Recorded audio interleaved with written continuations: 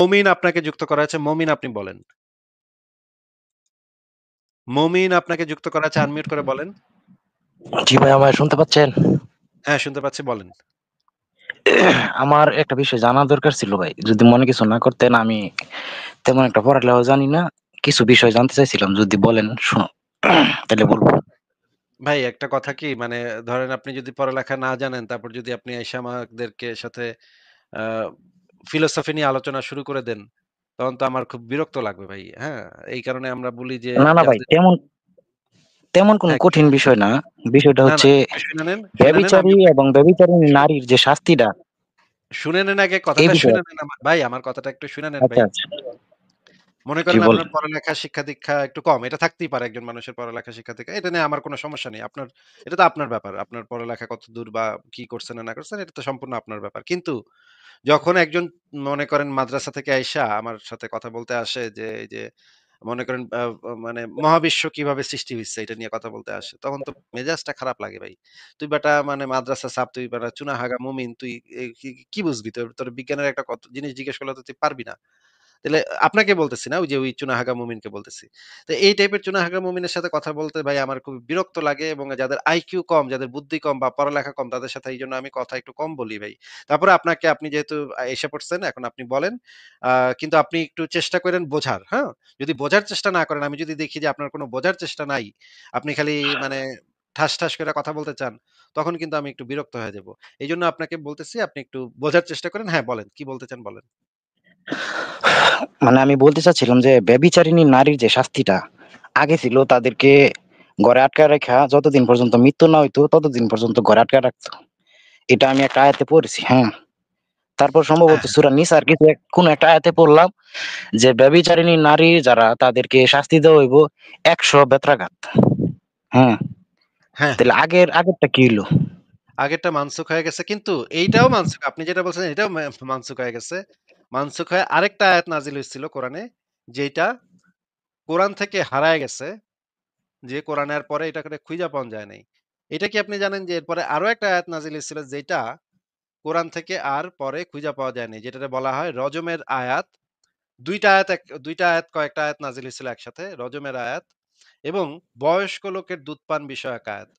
এই বিষয়ে ওমরের একটা খুবই বিখ্যাত হাদিস আছে। আমি আপনাকে সেই হাদিসটা বের করে দেখাইতেছি। আপনি ১ম এ যেটা বলছেন সেই আয়াতটা তো মানসুখ হইছেই। ২য় যেটা বলছেন এটাও মানসুখ হইয়া আরেকটা আয়াত আসছিল যেটা কোরআনে এখন আর খুঁজে পাওয়া যায় না। সেটা কোরআনে নাই। কিন্তু এইটার হুকুম আছে, হুকুম বলবৎ আছে। মানে হচ্ছে কোরআনে মানসুখ হয়ে গেছে। কোরআনের পাতায় এই আয়াতটা খুঁজে পাবেন না। কিন্তু এটার হুকুম এখনো রয়ে গেছে। মানে এই আইনটা কার্যকর করতে হবে। আমরা দেখি সহিহ মুসলিম হাদিস গ্রন্থের ৪৩১০ নম্বর হাদিস। এখানে দেখা যাচ্ছে দেখেন আপনি এখানে লেখা ওমর ইবনু খাত্তাব রাসূলুল্লাহ সাল্লাল্লাহু আলাইহি সাল্লামের মিম্বরের উপর বসা অবস্থায় বলেছেন, নিশ্চয়ই আল্লাহ তাআলা মুহাম্মদ সাল্লাল্লাহু আলাইহি সাল্লামকে সত্য দ্বীন সহ পাঠিয়েছেন এবং তার উপর কিতাব মানে কুরআন অবতীর্ণ করেছেন। আল্লাহর নাজিলকৃত বিষয়ের মধ্যে ব্যভিচারীদের জন্য পাথর নিক্ষেপের আয়াত দেখা যাচ্ছে ভাই? জি ভাই বলেন। আমি শুনতে পারছি। আমি স্ক্রিনে দেখাইছি হাদিসটা। এই যে এখানে দেখতে পাচ্ছেন হ্যাঁ, হ্যাঁ, আপনি? আপনার স্ক্রিনের হাদিসটাও আমি দেখতে পাচ্ছি। সমস্যা নাই। এই যে আল্লাহর নাজিলকৃত বিষয়ের মধ্যে ব্যভিচারীর জন্য পাথর নিক্ষেপের আয়াত রয়েছে। তা আমরা পাঠ হ্যাঁ, করেছি, স্মরণ রেখেছি এবং হৃদয়ঙ্গম করেছি। সুতরাং রাসূলুল্লাহ সাল্লাল্লাহু আলাইহি সাল্লাম ব্যভিচারের জন্য রজম করার হুকুম বাস্তবায়ন করেছেন।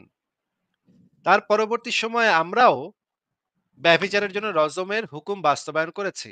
আমি ভয় করছি যে মানে ওমর বলতেছে, আমি ভয় করছি যে দীর্ঘদিন অতিক্রান্ত হওয়ার পর কেউ এ কথা হয়তো বলবে যে আমরা আল্লাহর কিতাবে ব্যভিচারীর শাস্তি রজমের নির্দেশ পাই না।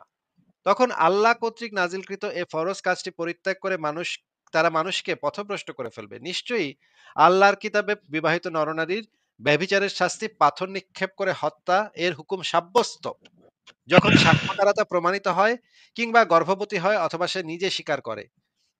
এই যে দেখেন নিচে লেখা আছে এই আয়াতটি তিলাওয়াত মান বা রহিত হয়ে গেছে কিন্তু আয়াতটির হুকুম এখনো বহাল আছে।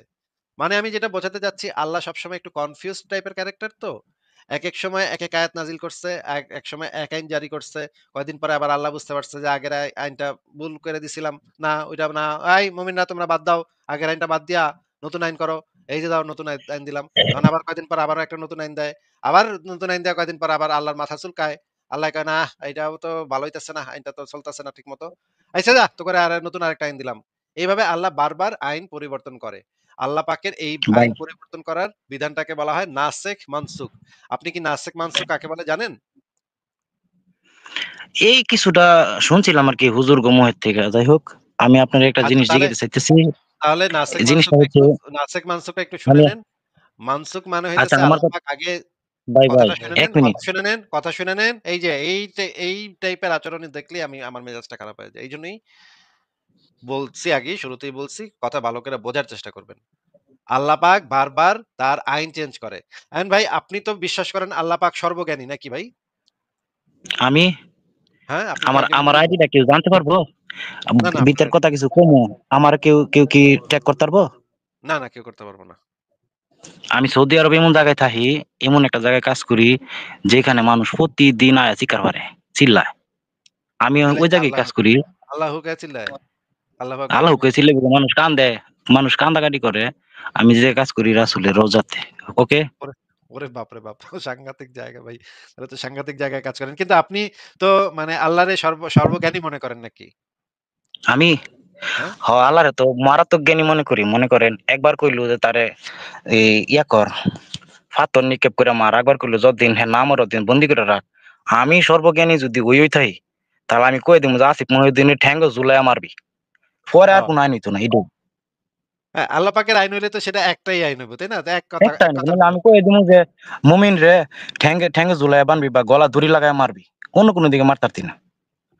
কয়দিন পর তাইলে হইলো আমি ঠেলা খাইলে আবার আইন চেঞ্জ করে দেয়। এটা কেমন কথা ভাই? এটা তো আল্লাহ এটা মানুষে করতে পারে। মানুষে আইন একটা বানায়া না ভাই, কয়দিন এটা দেখলো যদি যে আমার আইন হয়, দেখা গেছে আমারে কেউ পিছে দিয়ে ঠেলা দিলো, আমি হেলাকে পারতাম না, তাইলে আমি এটা চেঞ্জ করাম। কিন্তু আমারে কেউ ধরতারতো না, ক্ষমতা নাই। তাইলে তো আমি চেঞ্জ করতাম না। হ্যাঁ, ঠিকই কইছেন। এটা মানুষের আইনে আমরা দেখি যে কয়দিন পর সংবিধানের পরিবর্তন করে, আইনের পরিবর্তন করে, আবার কয় নতুন আইন দিলাম এটা। এটা মাইনষে করতে পারে। মানুষের যেহেতু মানুষ মানে সর্বজ্ঞানী না, মানুষ করতেই পারে এটা।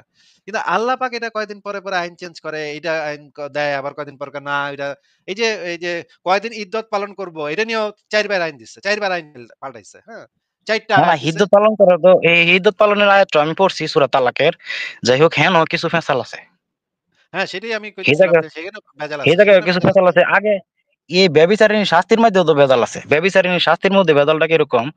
মনে করেন যে যারা ব্যভিচার করবো হেরারে ফাত্তর মাত্র যেমনি মারুক মারুক। যদি কোনো সতী সাবিত্রী নারীর উপরে, হ্যাঁ, সতী সাবিত্রীর উপরে যদি মিথ্যা দোষারোপ করে তাইলে ৪ জন সাক্ষী লেখা করুন লাগবো। হ্যাঁ, আচ্ছা, হ্যাঁ, ৪ এটা জন তো সাক্ষী রেখে করবো। এখন আরেক কিসের ভিতরে এখন চলে গেছে। আমি আমি ধরেন হ্যাঁ, একটা বলেন। খারাপ কাজ করলাম। আমি কি জিন্দেগিতে কেউ সাক্ষী লেখা করবো? এটা কি সম্ভব? হ্যাঁ, কেউ মনে করেন রেপ করতে গেল। এখন কেউ কি মানে সাক্ষী নিয়ে রেপ করতে যায়? এটা কি সম্ভব ভাই? মনে করেন একটা কলিমুদ্দিন হুজুর সে সখিনারে রেপ করতে গেছে। এখন কি সখিনার ৪ জন পুরুষ সাক্ষী পাইব কই? ওইখানে কি ৪ জন খাড়ায় ওই ৪ জন পুরুষ সাক্ষী যদি দেখে, তাহলে ওই ৪ জন পুরুষ সাক্ষী কি খাড়ায় দেখতাছিল? তো ওরা বাধা দিব না? আর যাক বাধা না দিক, ৪ জন সাক্ষী লইতে আমি জীবনে কোনো খারাপ কামও যাইতাম না। আর এবং এই খারাপ কামও সাক্ষীদের যাইমু। এবং হাদিসে যেটা লেখা আছে যে এই সাক্ষীদের এত কাছ থেকে দেখতে হবে যেন সুরমা শলাকার ভিতরে সুরমা দানির ভিতরে সুরমা শলাকা যেভাবে ঢুকে যায় এইরকম হুম। কাছাকাছি অবস্থায় থাইকা এটা দেখতে হবে। ভাই এত কাছে থাইকা তো দেখা সম্ভব না। এত যেতে তো তাহলে তো পর্ন সিনেমা হয়ে যাবে। তাই না? এত কাছে থেকে দেখলে এটা তো পর্ন সিনেমাতে এত কাছে থেকে দেখানো যায়। এইটা কি সম্ভব ভাই আরে যে ভাই, এত কাছেতে দেখবো কে? আমি একটা বেড়া মানুষ। যদি কোনো মহিলা মানুষেরা আমার সামনে কেউ করে তাহলে আমি হয়তো ভাইরে মাইরালামু। আর নাহলে আমার যদি আমার ব্রেইনে যদি এরকম বিকৃত মস্তিষ্ক হয়ে থাকে তাহলে আমিও করবো। ২ টার একটা। হুম, ঠিকই বলছেন। হ্যাঁ, আপনার সাথে একমত। আমি আপনাকে এই বিষয়ে একটা দেখাইতে চাচ্ছি। রেফারেন্স দেখাইতে চাচ্ছি। মুহাম্মদের একজন সাহাবী ছিল, অত্যন্ত বিখ্যাত সাহাবী। আ দেখেন মুগিরা ইবনে শুবা এই সাহাবী হচ্ছে মুহাম্মদের অত্যন্ত বিখ্যাত একজন সাহাবী। ফাতেমার বাসায় যে আক্রমণ করছিল, অনেকে বলে যে ফাতেমার বাসায় আক্রমণ করছিল এই বেড়ায় গিয়া ফাতেমারে লাথি মারছিল। হুম? ফাতেমা যখন এই যে আবু বকরের সাথে যখন গ্যাঞ্জাম হয়েছিল মানে জমি হুম। নিয়া, তখন এই বেড়াই নাকি শুনছিলাম ফাতেমার গর্ভে জানি একটা সন্তানও ছিল জানি এই লাত্তির আঘাতে মারা গেছিল। হ্যাঁ, এটা হ্যাঁ। আমি একটা হাদিসে মনে করছিলাম। সঠিক কয়েক বলতে মাস পারবো না রেফারেন্সটা পড়ছি। কয়েক মাসের প্রেগন্যান্ট ছিল বা পেটে বাচ্চা ছিল। তো হ্যাঁ, এই বেটা গিয়া এই বেটারে উমর পাঠাইছিল। ওই বেটা গিয়ে একটা জোরে দরজায় একটা জোরে লাথি মারছে। ফাতেমা নাকি যদিও এটা মানে সুন্নিরা বিশ্বাস করে না। শিয়ারা মনে করে যে এই বেটায় এই কাম করছিল। এই বেটার চরিত্রটা এটা কিন্তু মুহাম্মদের খুবই বিখ্যাত একজন সাহাবী। মুকিরা ইবনে শুবা। আপনি অনেক হাদিসে দেখবেন এই যে শুবার কথা লেখা আছে। আমরা দেখেন এই বেটায় কি করছে দেখেন। এই যে আল বিদা ওয়ান নিহায়াতে যেটা লেখা আছে উম্মু জামিল বিনতে আফকাম নামে এক মহিলা ছিল। সে ছিল বনু আমির ইবনে সা গোত্রের মেয়ে। কেউ বলেছেন বনু হেলাল গোত্রের মেয়ে। তার স্বামী ছিল সাকিফ গোত্রের লোক। তাকে রেখে স্বামী মারা যায়। নেতৃস্থানীয় সম্ভ্রান্ত লোকদের স্ত্রীদের কাছে গিয়ে গল্পগুজব করা তার অভ্যাসে পরিণত হয়েছিল। তখন বসরার শাসনকর্তা ছিলেন মুগিরা ইবনে শুবা। ওই মহিলা তার বাড়িতেও যেত। মানে ওই মহিলা তার বাসায় ঘুরতে যাইতো আর কি। তার বউ না কিন্তু হ্যাঁ। মুগিরার ঘর ছিল আবু বাকরা এর ঘরের মুখোমুখি। উভয় ঘরের মধ্যখানে ছিল একটি রাস্তা। আবু বাকরা এর ঘরের দেয়ালে একটি ছোট জানলা ছিল যা দিয়ে মুগিরার ঘরের একটি জানলা স্পষ্ট দেখা যেত। দীর্ঘদিন যাবৎ মুগিরা ও আবু বাকরার মাঝে ছিল দ্বন্দ্ব ও বিদ্বেষ। একদিনের ঘটনা, আবু বাকরা তার ঘরে অবস্থান করছিলেন। ঘরের উপর তলায় তিনি কয়েকজন লোকের সাথে কথা বলছিলেন। হঠাৎ দমকা হাওয়ায় এসে তার ঘরের জানালার কপাট খুলে দেয়। তিনি দাঁড়ালেন কপাট বন্ধ করার জন্য। ওই জানালার মধ্যে দিয়ে তিনি দেখতে পেলেন যে মুগিরা এক মহিলার বুকের ওপর এবং তার দু পায়ের মাঝখানে উপুর হয়ে আছেন। তিনি ওই মহিলার সাথে সহবাস করে যাচ্ছেন। আবু বাকরা তার সাথীদের ডেকে বললেন, আসুন আসুন আপনাদের শাসনকর্তাকে দেখুন। এই মুগিরা কিন্তু সেই অঞ্চলের শাসনকর্তা ছিল। হ্যাঁ, হ্যাঁ, হ্যাঁ, তিনি উম্মে জামিলের সাথে ব্যভিচার করছেন। তারা দাঁড়িয়ে দেখলেন যে মুগিরা সত্যি ওই মহিলার সঙ্গে সঙ্গম করছে। তারা আবু বাকরাকে বলল, আপনি কিভাবে চিনলেন যে মহিলাটি উম্মে জামিল? ওদের দুজনের মাথা তো অন্যদিকে, মানে মাথাটা অন্যদিকে ফেরানো ছিল। হ্যাঁ, হ্যাঁ, আবু বকর বললেন, অপেক্ষা করুন। রতিক্রিয়া শেষে মহিলাটি দাঁড়ালো। এবার তাকে দেখিয়ে আবু বাকরা বললেন, এটি উম্মে জামিল। তাদের ধারণা যে তারা উম্মে জামিলকে চিনেছে। এরপরে এই ঘটনা গিয়া ওমরের কাছে গিয়া বিচার দিল। হ্যাঁ, খলিফা আবু মুসা আশারি বসরার শাসনকর্তা নিয়োগ করে পাঠালেন। মুগিরাকে অপসারণ করলেন এই ঘটনা জানার পরে। তাতে লেখা ছিল এইটা। এখন দেখেন যখন এটা হচ্ছে গিয়ে খলিফার কাছে আসলো কি হইলো? মুগিরা আকিল নামে তার তায়েফ বংশোদ্ভূত এক ক্রীতদাসী আবু মুসাকে উপহার দিয়ে বললেন, মানে এই মুগিরা আবার মেয়ে গিফট করতেছে আবু মুসাকে যেন এটা নিয়ে কোনো ঘটনা না করে, হ্যাঁ, গ্যাঞ্জাম না করে এটা নিয়ে, এই ঘটনা হ্যাঁ, নিয়ে। মুগিরা করল কি আকিলা নামে তার তায়েফ বংশোদ্ভূত একটি ক্রীতদাসী আবু মুসাকে উপহার দিয়ে বললেন, আমি এটাকে আপনার জন্য পছন্দ করেছি। মেয়েটি খুব সুন্দরী ও চালাক ছিল। দেখেন পরে কি হইতেছে। এবার খলিফা ওমর প্রথমে আবু বাকরাকে জেরা করছিলেন। আবু বাকরা সাক্ষ্য দিয়ে বললেন যে তিনি মুগিরাকে দেখেছেন উম্মে জামিলের দুপায়ের মধ্যখানে তিনি সুরমাদানিতে সুরমা কাঠির ন্যায় ঢুকাচ্ছিলেন আর বের করছিলেন। খলিফা বললেন, আপনি ওদের দুজনকে কোন অবস্থায় দেখলেন? আপনার প্রতি মুখ ফেরানো অবস্থায় নাকি পিঠ আ আচ্ছা, আপনাকে একটু মিউট করে দিই। আপনার এখান থেকে অনেক আজান হচ্ছে। আপনাকে একটু মিউট করে দিলাম। নাকি পিঠ ফেরানো অবস্থা? আবু বকর বললেন, "ওরা দুজন আমার দিকে পিঠ দিয়ে রেখেছিল।" খলিফা বললেন, "মানে ডগি মানে পজিশন এ ছিল তারা আরকি।" আ খলিফা বললেন, "তাহলে আপনি মহিলার মাথা ও মুখ নিশ্চিত চিনলেন কি করে?" আবু বকর বললেন, "আমি উপরে উঠে তা দেখেছি।" এরপরে খলিফা শিবল ইবনে মাবাদকে ডাকলেন। তিনি আবু বকরের ন্যায় সাক্ষ্য দিলেন। খলিফা বললেন, "ওরা ২ জন কি আপনার মুখোমুখি ছিল না পিঠ ফেরানো ছিল?" শিবল বললেন, "ওরা আমার মুখোমুখি ছিল।" নাফি সাক্ষ্য দিলেন আবু বকরের সাক্ষ্যের ন্যায়। মানে ৩ জন সাক্ষী দিল একই কথা বলল। এই বেড়ায় এই কাম করছে। জিয়াদের সাক্ষ্য কিন্তু তাদের মতো ছিল না, হলো না। মানে ৪ নাম্বার যে সাক্ষ্যটা সেটা তাদের মতো ছিল না। জিয়াদ বললেন, "আমি মুগিরাকে দেখেছি জনৈক মহিলার দুপায়ের মাঝখানে বসা অবস্থায়। আমি দুটো রঙিন পা দেখেছি, সে পা দুটো নড়াচড়া করছিল। আমি দুটো উন্মুক্ত নিতম্ব দেখেছি। আমি চরম উত্তেজনাকর শব্দ শুনেছি।" খলিফা বললেন, "আপনি কি সুরমাদানিতে সুরমা কাঠি ঢুকানোর মতো দেখেছেন?" জিয়াদ বললেন, "না, আমি তেমনটি দেখিনি।" খলিফা বললেন, "আপনি কি ওই মহিলাকে চিনতেন?" জিয়াদ বললেন, "না, তবে তার মতো মনে হয়েছিল।" খলিফা বললেন, "ঠিক আছে, আপনি সরে দাঁড়ান।" মানে ৩ জন সাক্ষী দিছে একদম খুব ভালোভাবে দেখছে, আর একজন কইছে, "না, আমি এই মহিলারে এত ভালোভাবে দেখি নাই।" কাহিনী হইলো বর্ণিত আছে যে এ সময় হযরত ওমর তাকবীর ধ্বনি দিয়ে বললেন উঠলেন এবং নিশ্চিতভাবে মুগিরার ব্যভিচার প্রমাণ করতে না পারায় ৩ জনকে অপবাদের শাস্তি স্বরূপ বেত্রাঘাতের নির্দেশ দেন। মানে যারা সাক্ষী দিতে আইছে তাদেরকে খলিফা ওমর বেত্রাঘাতের শাস্তি দিছে। বেত্রা মানে কি একটা অবস্থা রে ভাই! মানে যারা ৩ জন দেখছে, একেবারে খুব ভালোভাবে দেখছে, এরা ওরাই ছিল। এই ৩ জনে সাক্ষী দিচ্ছে যে, "হ্যাঁ, আমরা এক্কারে খুব ভালোভাবে দেখছি।" আর একজন কইছে, "আমি সিওর না। আমি দেখছি সবই, কিন্তু এটা যে মহিলা কিনা সিওর না। হ্যাঁ, একদম 100% সিওর না। এই কারণে খলিফা ওমর করছে কি, ওই ৩ জনেই শাস্তি দিচ্ছে, "কেন তোরা সাক্ষী দিলি?" এরপর দেখেন, এরপরে প্রসঙ্গত খলিফা ওমর এই আয়াত তিলাওয়াত করলেন, যেহেতু তারা সাক্ষী উপস্থিত করেনি, কারণে আল্লাহর কাছে তারা মিথ্যাবাদী। এরপরে কি ঘটলো দেখেন। এবার মুগিরা বললেন, "আমিরুল মুমিনিন, এই গোলামদের হাত থেকে আমাকে মুক্তি দিন।" খলিফা বললেন, "চুপ থাকুন। আল্লাহ চিরদিনের জন্য আপনার মুখ বন্ধ করে দিন। আল্লাহর কসম, যদি সাক্ষ্য পূর্ণ হতো তবে আপনার পাথর দ্বারা আমি আপনাকে হত্যা করতাম।" মানে খলিফা কিন্তু সব ঠিকই বুঝছে যে এই হালায় আকাম করছে। খলিফা সব ঠিকই বুঝছে যে ৩ জন একদম কাছের থেকে দেখছে, সবই খলিফা ঠিকই বুঝছে। কিন্তু জাস্ট বিকজ ওই যে কোরআনের যে আয়াতটা, সেটার কারণে খলিফা নিজেও বুঝছে, বুঝাও এটা শাস্তি দিল না। উল্টা শাস্তি দিল কাদের? শাস্তি দিল ৩ জন যে যারা সাক্ষী দিতে আসছে তাদের। এই হইতাছে ইসলামের বিচার ভাই, বিচার ব্যবস্থা। মুমিন ভাই বলেন এবার। ভাই তাইলে তো গলায় দূরবীন লইয়া ঘুরতে হইব। দূরবীন ছাড়া তো আর এত কাছেতে দেখা সম্ভব না। কারণ আমার হ সামনে কেউ করতো না, আমি দেখতে পারতাম না। নাকি? এবং এবং ক্যামেরা থাকলে জুম করে দেখতে হইব। এছাড়া ব্যবস্থা নাই। আমি আমি যা পড়ছি কোরআনের অনেকগুলো আয়াত পড়ি। আমি ভাই পড়ালেখা তেমন একটা না, কষ্ট হয় পড়তে, কিন্তু পড়ি তাও। আমি আপনার লাইভ দেখি প্রায় ৬ বছরের বেশি। তখন আমি বাংলাদেশেই। মাশাআল্লাহ, মাশাআল্লাহ। ৬ বছরের বেশি ধরে আপনি লাইভ দেখি, আপনি সংসদ.com সব পড়া মোটামুটি পড়ছি, পড়া শেষ পর্যায়ে। হ্যাঁ। তারপরে এই সৌদি আরব আসলাম। সৌদি আরবে আইয়া অনেক কাম করি, তো মনে করেন যে জাহেলিয়াতের যুগের সর্বশ্রেষ্ঠ লোকের দ্বার। কোন কথা কইলে গলা কাটা লাগবে। বোঝা গেছে? হ্যাঁ, তারপর? খুব ভয়ে আছি। মানে আমার আমি যাগুলোকে থাকি হেরা তো মনে করেন যে কঠিন। আমি যে রোজা থাকি খুব কষ্ট কইরা, হ্যাঁ। মানে মানুষের সামনে গেলা শরম করুণও লাগে। আবার যে জায়গায় কাজ করি সেই জায়গায় তো নামাজের টাইম হইলে নামাজ পড়তে হইব। কিন্তু আমি তো চিন্তা করি যে কি কারণে করা? কি কারণে করাম? আল্লাহ যদি থাকতো তাইলে এই যে আপনার একটা সূরার কথা ওই আপনারে বুঝাই আমি। সূরা লাহাবের যে আয়াতটা আবু লাহাবের উপরে নাজিল হইছে। আবু লাহাবের আল্লাহ কয় তোর আথাও ভাঙ্গা জাগা মইরা জাগা, তুই তোর বউ গলা দড়ি লইয়া মরুক। আরে আল্লাহ যদি কইতো যে ফায়াকুন আবু লাহাব, তাইলে তো আবু লাহাব ধ্বংস নাকি? তা তাই তো আয়াত পুরো নাজিল হলো না তো। মহাবিশ্ব তাই তো পুরো মহাবিশ্ব ধ্বংস হয়ে যেত, তাই না? একটা কথা কইলে আল্লাহ তো তৎক্ষণাৎ কইলে সাথে, সাথে সবকিছু হয়ে যাবে, তাই না? আল্লাহ কইলো, হুম। এরপরে ড্যাং ড্যাঙা আবু লাহাব ড্যাং ড্যাঙায় বাড়িতে ফেরত গেল।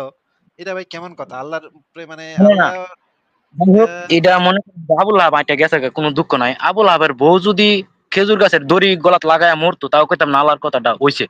কিন্তু আবু লাহাবের বউ তো দেখলাম হাদিস দলিলে যা দেখলাম, আবু লাহাবের বউ গলাত দড়ি লাগায়া মরলো না। কেমনে কি? পুরা মানিজ্জত মারা, আল্লাহর পুরা মানিজ্জত মারা গেছে ভাই। এটা তো খুবই খারাপ অবস্থা। আমি যতটুক বুঝি, মানে এই ধর্মটার মধ্যে এরকম একটা সিস্টেম হইছে যে লাভের জন্য, মানে আমার স্বার্থের জন্য আমি সব করতে পারি। আমি মরে গেলে পরে কি গুনাহ ওইটা পরের ব্যাপার। হ্যাঁ, গনিমতের মাল পাইবেন পৃথিবীতে, আর জান্নাতে গেলে তো হুট-টুট পাইবেনই, তাই না? হুরের তো প্রশ্ন পরে, আমি মরলে যে কি হইবো, আমি হুর পামু না না পামু এটা তো পরে হেও জানতো না। যে ধর্মটা সৃষ্টি করছে হেও জানতো না, মরলে আমার হুর দিব কি দিত না। এটা এটা অন্যরকম একটা বিষয়। যদি মনে করেন দুনিয়াতে থাকতে আমার টাকা পয়সা লাগবো, বেডি লাগবো, এটা পাইলে আমার হইব। এই কারণে হাদিস দলিল নাজিল হইছে। আনালি দেখলাম উম্মা, আরেকটা হাদিসে দেখলাম আমি যে কোন এক বংশের লোকে যুদ্ধ করলো, সাহাবীরা যুদ্ধ কইরা মহিলারা পাইলো, তাগো জামাই আছিল।